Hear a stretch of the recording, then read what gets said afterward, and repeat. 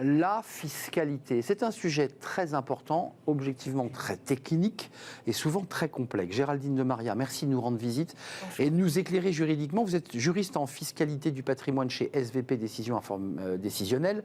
D'abord, une définition, c'est quoi la fiscalité globalement c'est tout ce qui appartient à l'entreprise? Tout ce qui est dans l'entreprise est fiscalisé? Alors, la fiscalité de l'avantage en nature, c'est quelque chose qui va être fiscalisé au niveau du salarié qui est bénéficiaire de l'avantage. Donc, c'est soumis à l'impôt sur le revenu et ça va être déduit comme une charge de rémunération dans l'entreprise. Donc, les avantages en nature traditionnels, on est d'accord, sont taxés à l'IR. Les avantages en nature sont aussi bien d'un point de vue cotisation sociale que d'impôt sur le revenu, sont taxés à l'impôt sur le revenu, en effet, entre les mains du salarié qui en est le bénéficiaire. Puisqu'il a le droit d'utiliser à des fins privatives un bien ou un service qui lui est attribué par son employeur. Exemple concret ? La situation la plus classique de l'avantage en nature, c'est la remise d'un véhicule de fonction que le salarié va avoir le droit d'utiliser, bien évidemment, à des fins professionnelles. Ça, c'est une utilisation professionnelle qui n'est pas un avantage en nature. Non. Mais il va aussi avoir le droit de l'utiliser le week-end pour partir en vacances. Et cette utilisation-là est constitutive de l'avantage en nature et donc d'une rémunération. Donc, ça veut dire qu'il est dans l'obligation de déclarer. Comment on calcule d'ailleurs cette quote-part entre la semaine et le week-end d'un véhicule de fonction ? Alors, l'avantage... Ça, c'est vous qui le faites ? C'est le service paye en fait qui le fait en pratique. Donc c'est l'employeur qui inscrit la valeur de l'avantage en nature sur la fiche de paye et depuis 2002, les URSSAF ont prévu un barème forfaitaire. Donc ça permet en fait de faciliter un petit peu les choses. Et donc, on considère que pour un véhicule de fonction, par exemple, un avantage en nature, il est de l'ordre de 30% du coût de la location du véhicule ou 40% si l'employeur fournit le carburant, par exemple. Donc, qu'il va intégrer, donc, de fait, qu'il va devoir déclarer puisqu'il recevra... Exactement, qui se rajoute sur le bulletin de salaire, qui va être soumis à cotisation sociale, puis ensuite qui va se retrouver dans le cumul net imposable et soumis au prélèvement à la source. Alors, tiens, on va parler d'un sujet dont on vient de parler avec notre invité précédent, c'est le télétravail et son arrivée. Ça, c'est une nouveauté. Parce que là, on parlait des voitures traditionnelles, oui. La voiture de fonction, on connaît. Il y a d'autres objets, d'autres outils qui sont entrés dans le champ des avantages en nature. Alors, il y a des outils qui étaient déjà dans le champ des avantages en nature, mais qui sont beaucoup plus vulgarisés ou répandus. Ce sont en effet tout ce qui est outils issus des nouvelles technologies, c'est-à-dire le téléphone, le smartphone, l'ordinateur portable. Ah oui, vital. Ou bien évidemment, on va s'en servir essentiellement à des fins professionnelles, mais on ne va pas pouvoir le verrouiller et les salariés vont avoir le droit éventuellement de les utiliser à des fins privatives. Ceux-ci sont théoriquement constitutifs d'un avantage en nature. Difficile à calculer là quand même, non ? Difficile à calculer, mais il y a aussi un forfait URSSAF, 10% de l'abonnement. Ouais. Ceci étant, L'URSSAF pense à tout. URSSAF et l'administration fiscale, on pense à tout. Ceci étant, dans leur grande générosité, tant les URSSAF que l'administration fiscale ont considéré qu'une utilisation raisonnable pour les besoins courants de la vie familiale et professionnelle pouvait être considérée comme négligeable au regard de l'avantage en nature. Donc pour les salariés, ce n'est pas tout à fait vrai pour les dirigeants. On peut bien souvent avoir un avantage en nature qui va en pratique celui-ci être exonéré parce qu'on va considérer qu'il va passer juste un petit coup de fil ou qu'il va faire une recherche très brève sur Internet et que ce n'est pas suffisamment parlant pour être constitutif d'un avantage en nature. Putain, pour la voiture, on peut le quantifier, le calculer par les week-ends. Là, c'est compliqué de savoir à quelle heure et quel jour on a ouvert l'ordinateur pour le travail et pas. Et la réalité, c'est que le coût n'est pas exactement le même non plus. C'est ça. Et donc, la fiscalité n'est pas la même, la rentabilité n'est pas la même. Est-ce qu'il y a eu des évolutions, Géraldine, depuis 30 ans, 20 ans, des évolutions sur cette taxation des avantages de nature, ou est-ce que c'est quelque chose qui est assez flat ? Ça bouge pas beaucoup ? Ça bouge pas énormément. La grosse réforme, elle date de 2002, justement avec l'introduction, cette évaluation forfaitaire de l'avantage en nature, qui a été introduite par les URSSAF et à laquelle l'administration fiscale s'est reliée, ce qui est quand même une avancée gigantesque, pour une fois qu'on est à peu près harmonisé d'un point de vue social et fiscal. C'est rare, faut le dire. Il faut s'en féliciter.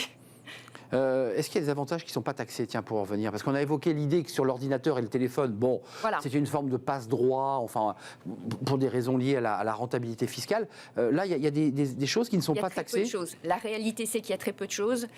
On va avoir des champs qui sont soit fixés par la loi. Alors, l'exemple le plus typique, c'est la participation obligatoire de l'employeur au titre des transports en commun. Oui, ça c'est 50% de la carte de transport. Exactement. Et ça, c'est pas constitutif d'un complément de rémunération imposable et cotisable. Les mutuelles, j'imagine. Les mutuelles aussi, tout à fait, puisque celles-ci, elles sont obligatoires. Alors, les mutuelles, il faut se méfier. Tout ce qui est prévoyance, d'accord, Oui.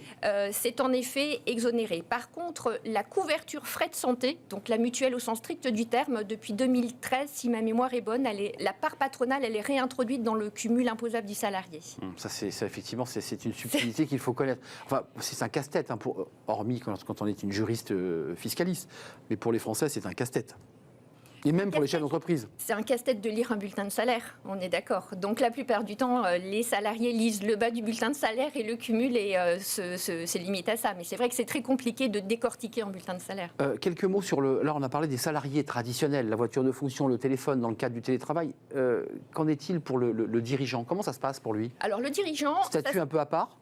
Le dirigeant, il est dans 9 cas sur 10 assimilé salarié. Donc il va avoir un avantage en nature.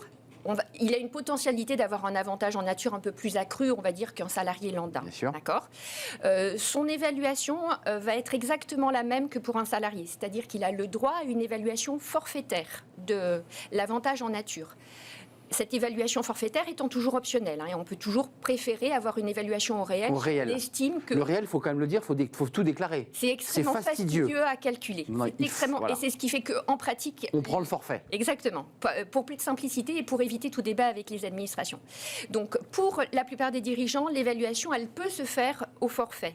Il y a une catégorie de dirigeants pour laquelle c'est interdit, et ça c'est un peu méconnu, ce sont les gérants majoritaires dans les SARL. Tout à fait. Eux, ils sont obligés d'avoir une évaluation au réel, et là c'est vrai que quand on commence à rentrer dans des débats comme ça sur une utilisation privative du véhicule, une utilisation privative du smartphone, c'est une véritable ingérence dans une vie privée, ce qui est assez mal vécu et c'est compréhensible. Oui, puis en face, il faut quand même faire le bilan sur une année entière, de savoir à quel moment la voiture on l'a utilisée et justifier ses déplacements. Enfin, c'est juste impossible. Il n'y a pas de forfait pour les gérants majoritaires en SARL. Aucun. Donc ils n'utilisent pas cet avantage.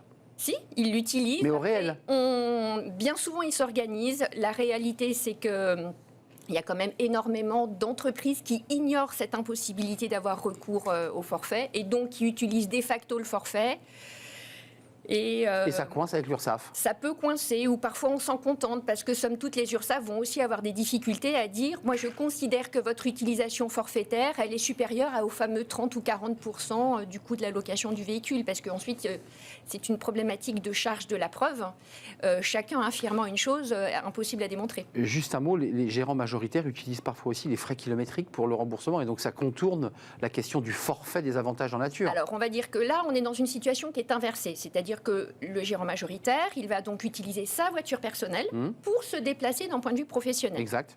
Donc là, on parle de remboursement de frais professionnels et non pas d'avantage en nature. Le remboursement de frais professionnels, ce n'est pas un élément de revenu imposable. Donc c'est un remboursement. Il faut qu'en effet, dans ce cas-là, ils tiennent de la même manière un carnet de bord pour dire « je me suis rendu de tel endroit à tel endroit chez un client, j'ai mis tant de kilomètres, etc. » Donc le contrôle, il se fait sur une dépense professionnelle, ce qui est en général mieux vécu, mais il y a un contrôle tout de même. Mais la fiscalisation n'est pas la même, on est bien d'accord, Géraldine?